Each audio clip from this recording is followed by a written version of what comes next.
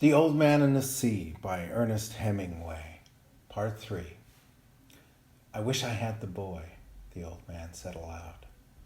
I'm being towed by a fish and I'm the towing bit. I could make the line fast, but then he could break it.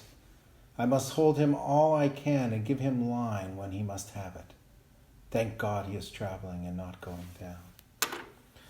What I would do if he decides to go down, I don't know.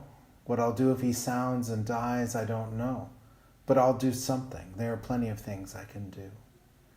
He held the line against his back and watched it slant in the water and the skiff moving steadily to the northwest. This will kill him, the old man thought. He can't do this forever.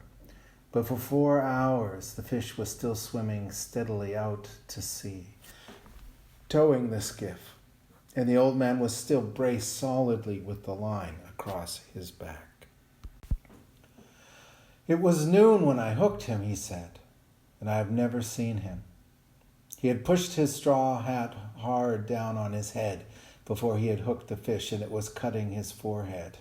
He was thirsty too, and he got down on his knees, and being careful not to jerk on the line, moved as far into the bow as he could to get and reached the water bottle with one hand. He opened it and drank a little. Then he rested against the bow. He rested sitting on the unstepped mast and sail and tried not to think, but only to endure. Then he looked behind him and saw that no land was visible.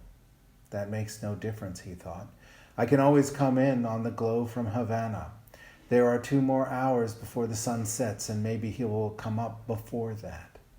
If he doesn't, maybe he will come up with the moon.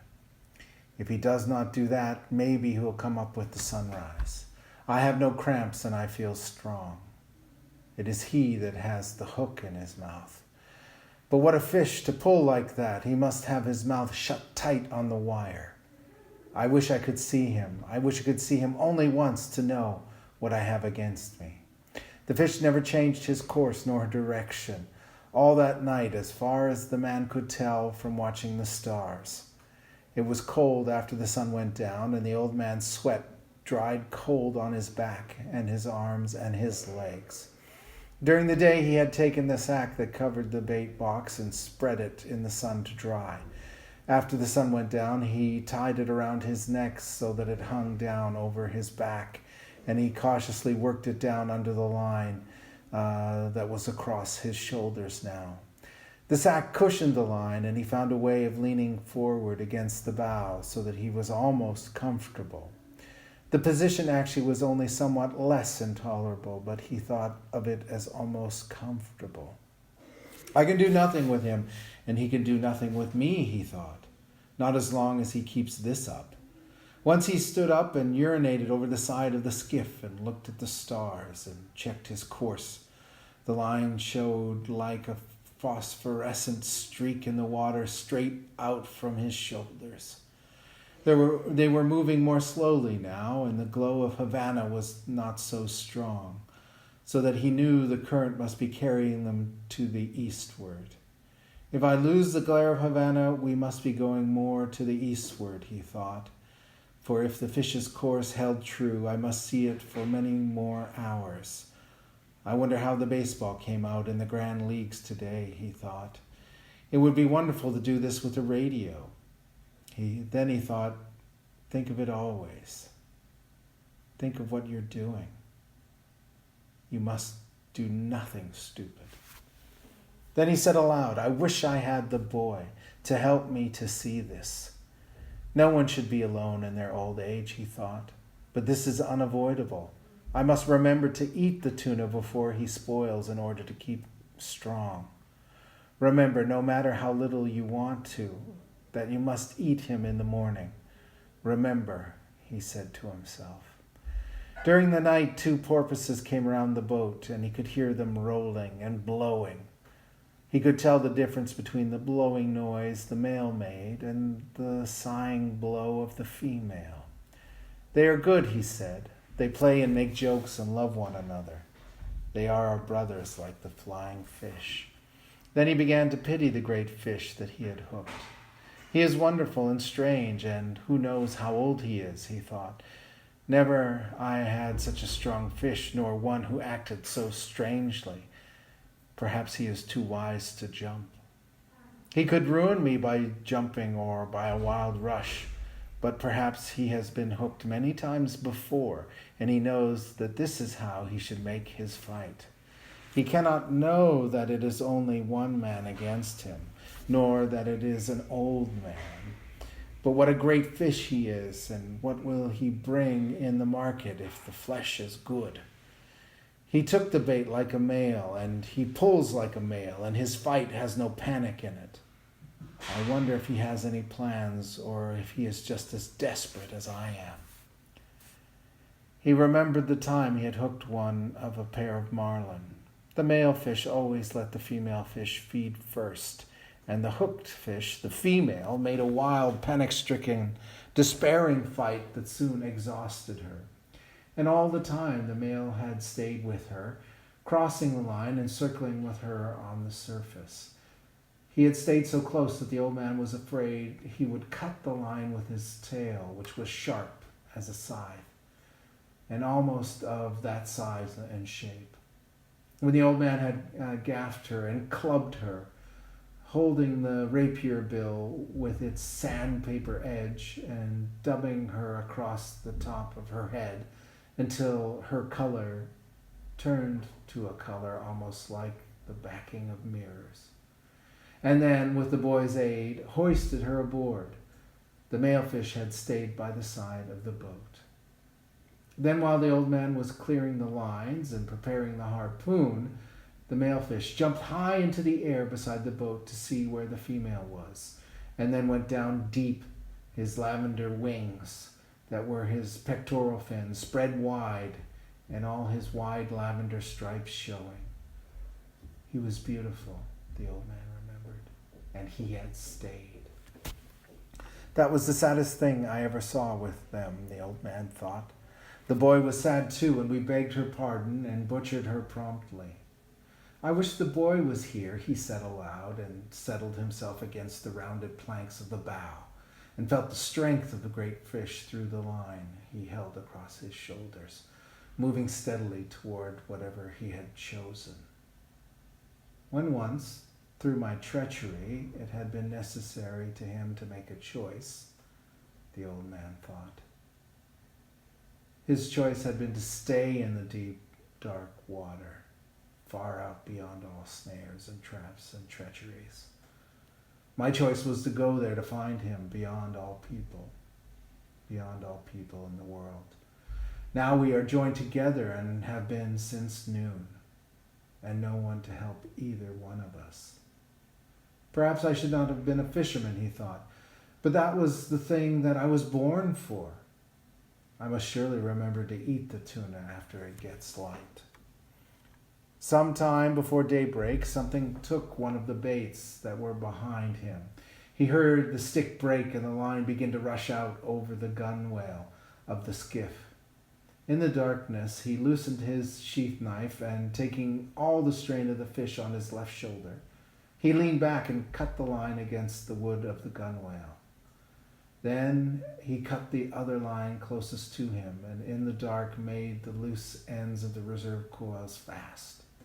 He worked skillfully with one hand and put his foot on the coils to hold them as he drew his knots tight. Now he had 6 reserve coils of line. There were 2 from each bait he had severed, and the 2 from the bait the fish had taken, and they were all connected. After it is light, he thought, I will work back to the 40-fathom bait and cut it away too and link up the reserve coils. I will have lost 200 fathoms of good Catalan cardell and the hooks and leaders. That can be replaced. But who replaces this fish if I hook some fish and it cuts him off?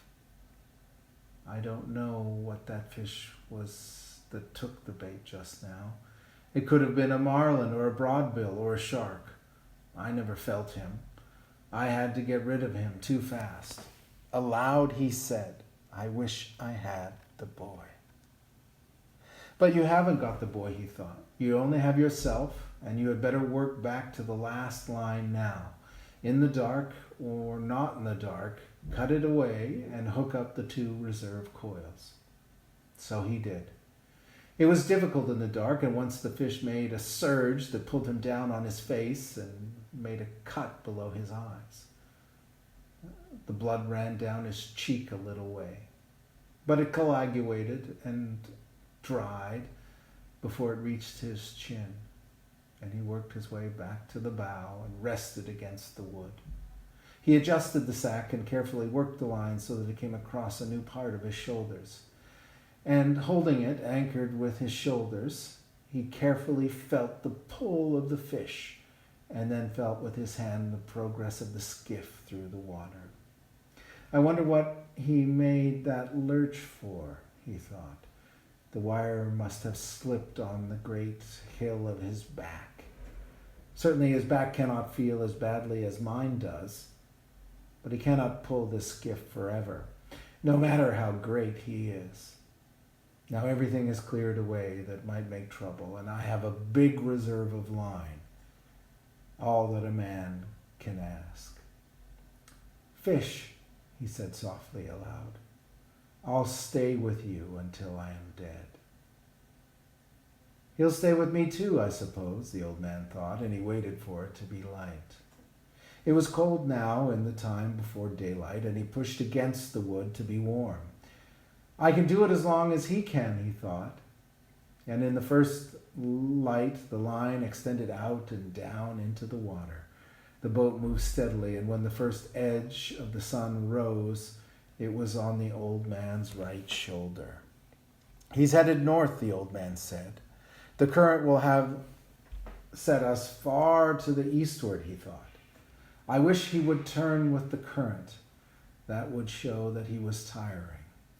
When the sun had risen further, the old man realized that the fish was not tiring. There was only one favorable sign.